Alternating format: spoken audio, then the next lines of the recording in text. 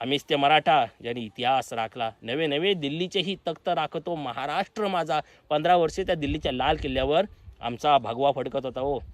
आम्ही अटके पार झेंडे लावलेत.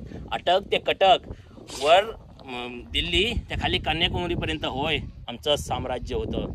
आणि जोपर्यंत महाराष्ट्राच्या हिंदुस्थानाच्या भूभागावर जिथे जिथे मराठ्यांनी राज्य केले ना तिथं तिथला भाग आजही शांत आहे. केरळमध्ये मराठी गेले नाहीत, केरळमध्ये अशांतता असते. जम्मू काश्मीरमध्ये मराठी गेले नाहीत, जम्मू काश्मीरमध्ये अशांतता असते. पण जिथे जिथे मराठी गेलेत ना तिथे तिथे तुम्हाला शांतताच भेटेल. का? आमचा वचक होता.